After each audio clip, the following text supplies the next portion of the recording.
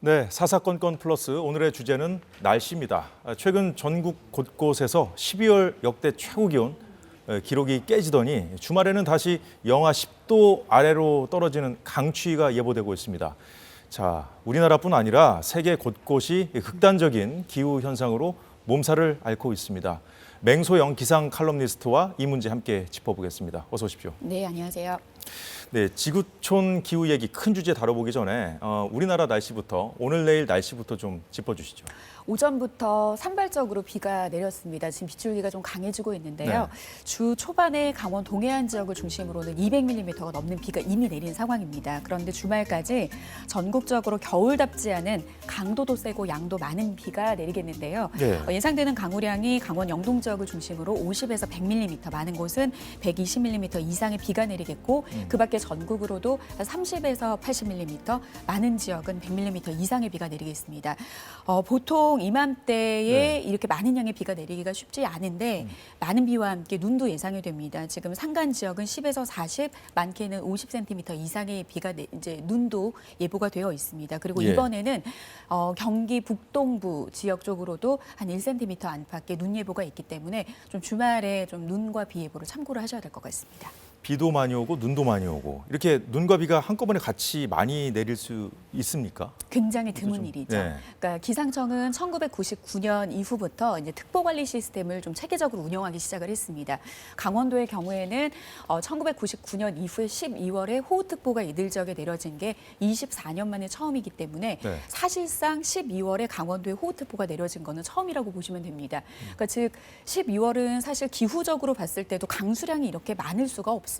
그런데 이렇게 많은 양의 비를 뿌릴 수 있게 만들 수 있는 그런 어떤 이상 기후 현상이 나타났다라고 하는 것도 좀 특이한 문제가 될 수 있고요. 예. 그리고 호우특보의 기준 자체는 3시간에 60mm 이상의 비가 내린다라고 하는 거는 양도 양이지만 굉장히 세찬 여름비의 형태의 비가 내리는 것도 이례적으로 볼 수가 있습니다. 예. 그리고 또 이들 지역에는 또 산간 지역을 중심으로는 대설특보가 내려졌거든요.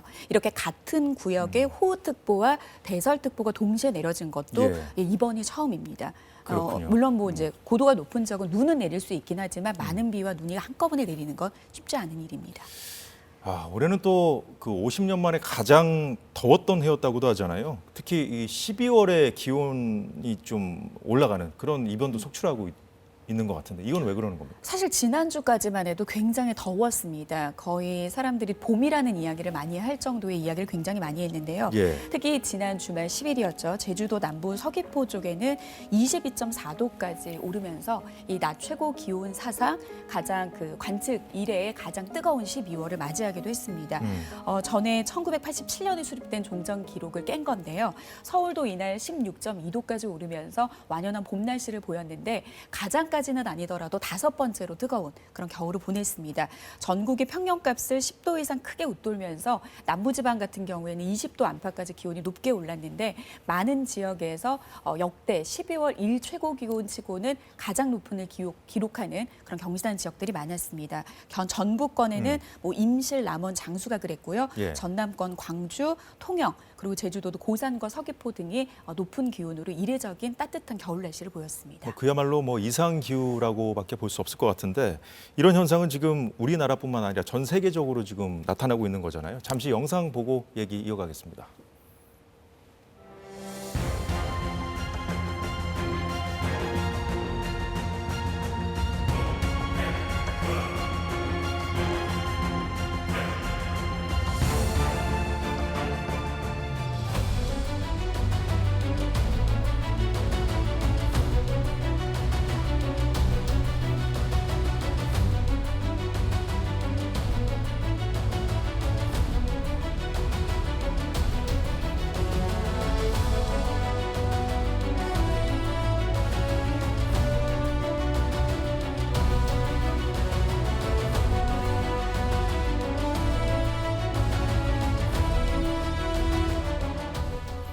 네, 그 영상에 나온 스페인은 올여름에 뭐 기록적인 폭염을 기록해서 국제뉴스에 많이 나왔기 때문에 많은 분들이 기억하실 것 같은데 12월인데 지금 아직까지도 이렇게 덥다는 겁니까?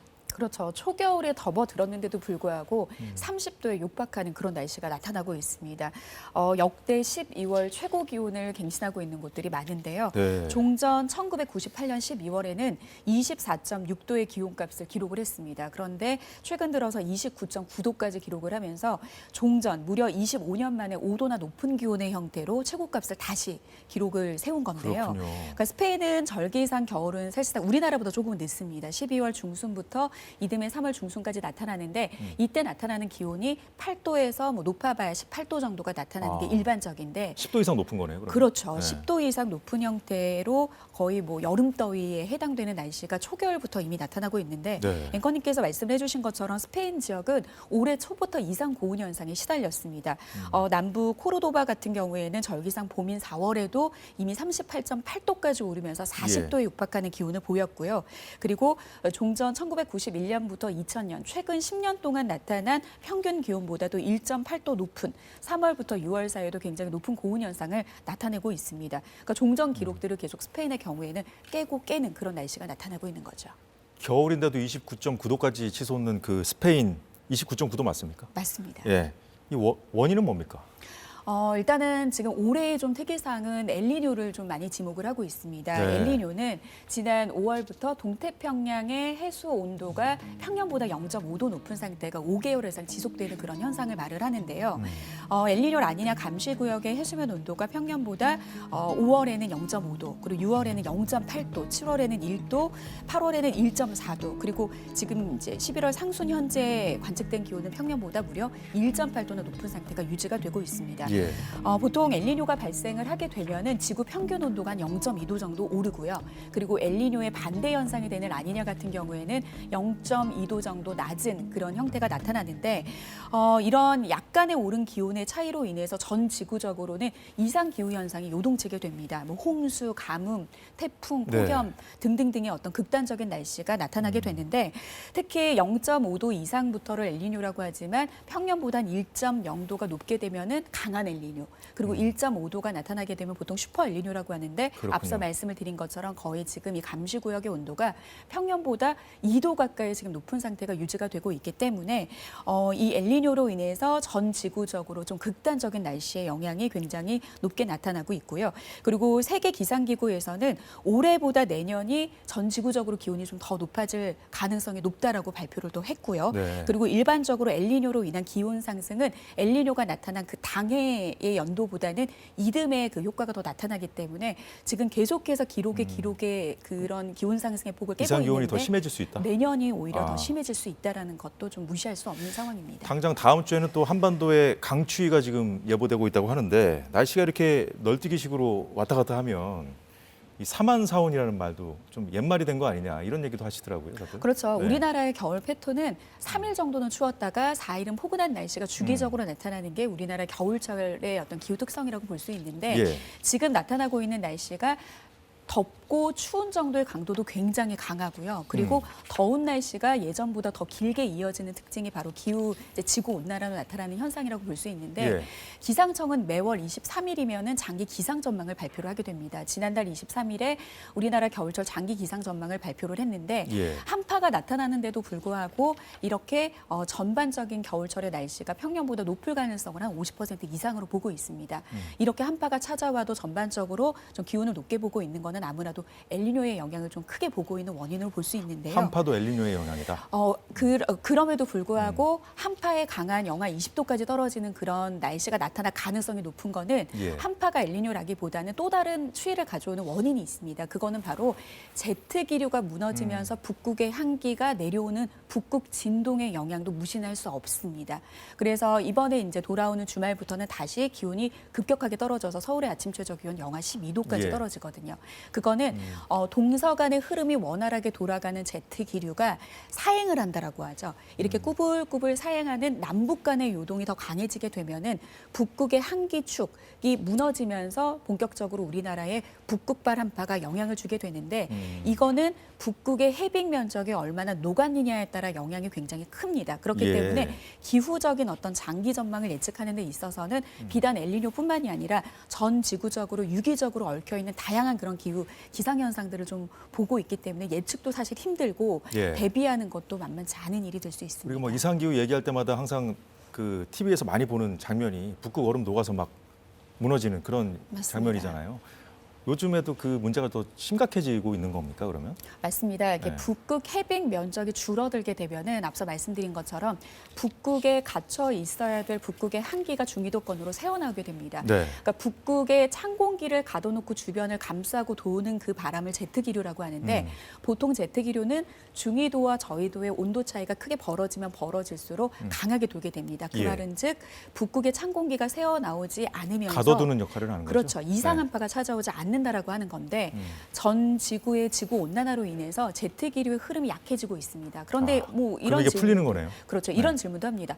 저위도 부근도 기온이 올라가고 극지역도 기온이 올라가는데 그런 그 격자는 결국에 똑같기 때문에 제트기류는 똑같이 돌아야 되는 거 아닙니까라고 물어보지만 북극 지역의 지구 온난화는 다른 지역보다 4배 정도 기온 상승폭이 크게 됩니다. 그 말은 뭐냐면 그 북극을 덮고 있는 바다 얼음, 해빙이 녹게 되면은 전에는 그 해빙으로 인해서 반사율을 높였기 때문에 어느 정도 극지역의 기온이 올라가는 것을 이 얼음이 막아주는 역할을 했었거든요. 예. 그런데 지구 온난화로 인해서 해빙 면적이 줄어들게 됨으로써 줄어들면은 검푸른 북극의 바다가 드러나거든요. 그렇게 되면 오히려 태양으로부터 오는 에너지를 저장하는 능력이 더 강해지기 때문에 다른 지역보다 극지역의 지구 온난화의 속도가 굉장히 빨라지게 됩니다.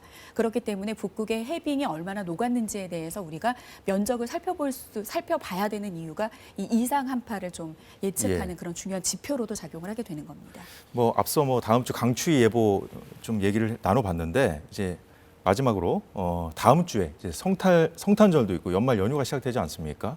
다음 주 날씨는 어떻습니까? 일단 춥습니다.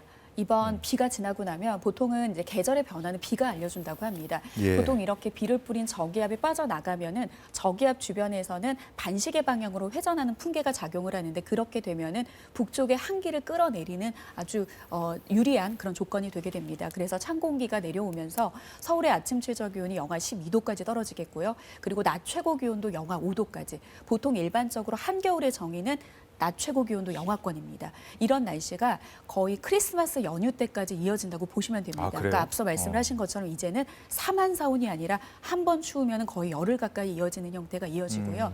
그리고 강한 바람 때문에 체감 온도까지 떨어지게 되고요. 그리고 이렇게 한기가 확장을 하게 됐을 때는 특히 서해안 지역을 중심으로 따뜻한 바다 위에 찬 공기가 맞닥뜨렸을 때 만들어지는 해기차로 인해서 서해안과 제주도 지역에 폭설이 내릴 가능성이 굉장히 높습니다. 그래서 향후 한 열흘 가까이는 예. 추위와 함께 이 서해안 지역 쪽에 좀 많은 눈에 대한 대비가 필요한 시점입니다. 폭설 대비도 필요하겠군요. 알겠습니다. 지금까지 요즘 날씨 왜 이렇게 널뛰고 있는지 지구촌 기후 문제까지 해서 맹소영 칼럼니스트와 짚어봤습니다. 오늘 수고하셨습니다.